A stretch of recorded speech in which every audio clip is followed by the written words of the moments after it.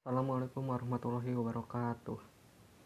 Halo, perkenalkan nama saya Muhammad Rami Maulana dari kelas 12 IPA 2. Di sini saya akan menyajikan presentasi tentang teks cerita atau novel sejarah. Langsung saja kita ke bagian yang pertama, yakni definisi atau pengertian. Saya akan menjelaskan pengertian dari sejarah, teks cerita sejarah, dan teks novel sejarah. Yang pertama, pengertian sejarah. Sejarah secara etimologis berasal dari kata syajaratun dalam bahasa Arab yang artinya adalah pohon kayu. Makna pohon yang dimaksud adalah mengacu pada menggambarkan pohon tumbuh dari tanah ke atas, bercabang, menumbuhkan daun, hingga bunga dan bahkan buahnya. Kata sejarah tersimpan makna pertumbuhan atau kejadian. Sementara itu, dalam bahasa Inggris, sejarah disebut dengan history.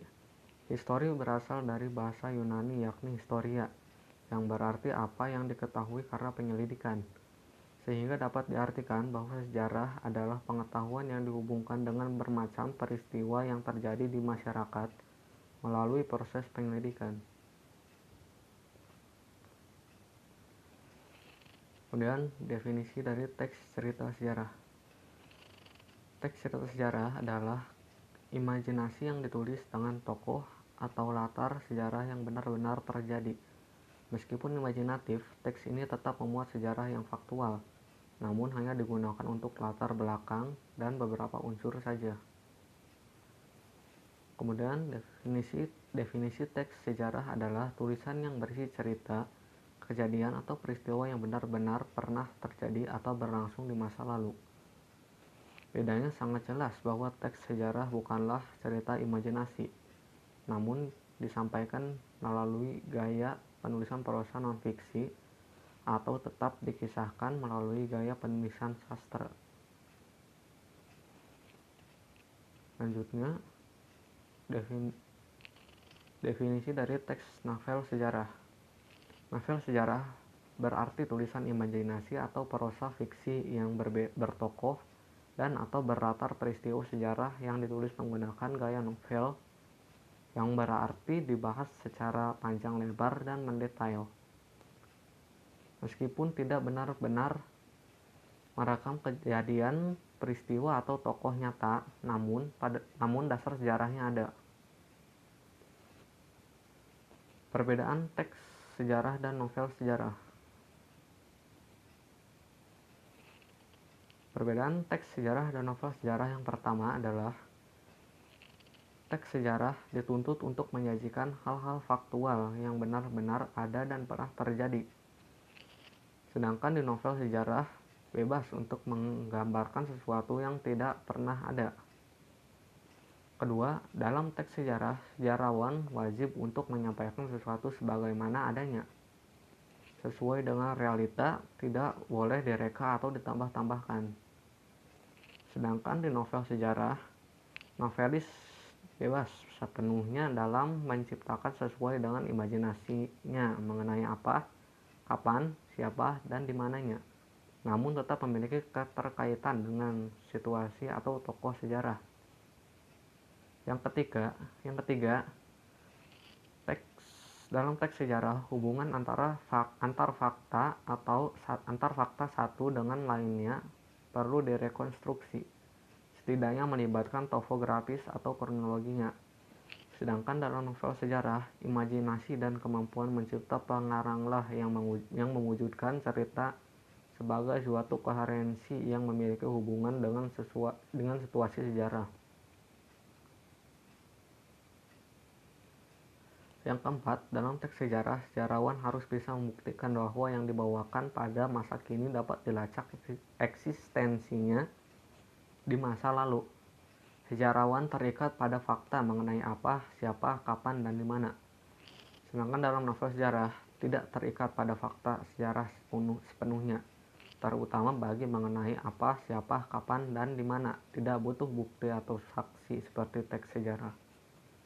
Yang terakhir, dalam teks sejarah, pelaku-pelaku, hubungan antar pelaku, kondisi, situasi hidup dan keadaan masyarakat secara universal harus sesuai dengan kenyataan yang terjadi.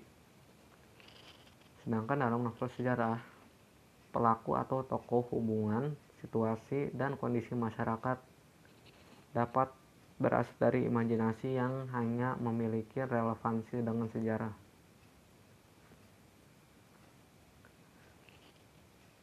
Novel sejarah dikategorikan sebagai novel rekon atau novel ulang.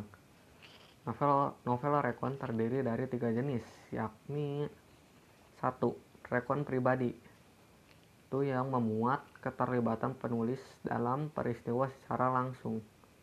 Kedua, rekon faktual, berisi kejadian faktual, eksperimen ilmiah, jurnal warta, catatan kepolisian, dan sebagainya. Yang ketiga, yakni rekon imajinatif, yaitu memuat kisah faktual namun dikhayalkan kembali menjadi cerita yang lebih rinci dan menarik. Tentunya novel sejarah termasuk pada rekon imajinatif, di mana sejarah hanya menjadi dasar untuk berbagai unsur pembangun novelnya saja. Ke bagian yang ketiga, yakni nilai-nilai novel sejarah. Novel sejarah memiliki nilai-nilai seperti 1. Nilai budaya, nilai moral atau etika, nilai agama, nilai sosial, dan nilai estetis atau keindahan. Selanjutnya bagian keempat, yaitu struktur teks cerita sejarah. Struktur teks cerita sejarah yang pertama ada orientasi, kemudian pengungkapan peristiwa, komplikasi, resolusi, dan kode.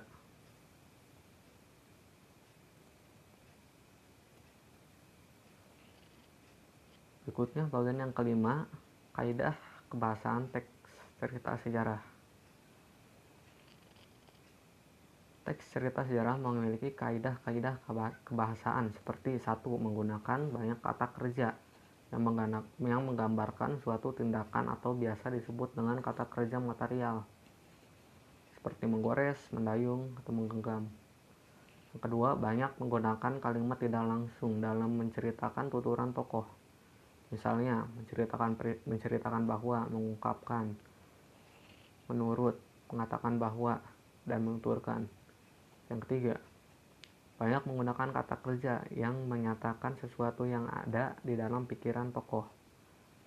Ya, dalam kurung kata kerja mental seperti mengharapkan, mendambakan, merasakan, menganggap, dan menginginkan.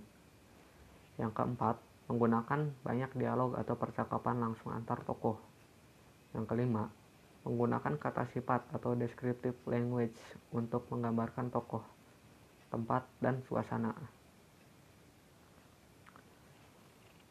Oke, yang terakhir, langkah menyusun teks cerita sejarah. Langkah-langkahnya antara lain 1. Menentukan tema. 2. Membuat kerangka sejarah. Dapat disusun dengan cara 1. Kronologis, 2. Sebab akibat, 3.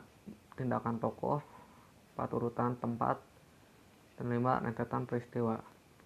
Yang ketiga, mengumpulkan fakta-fakta sejarah. Yang keempat, mengembangkan menjadi teks sejarah jika diperlukan. Yang kelima, mencermati kembali teks cerita yang disusun.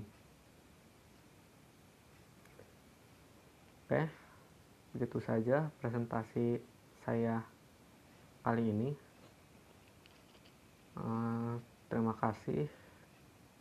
Wassalamualaikum warahmatullahi wabarakatuh.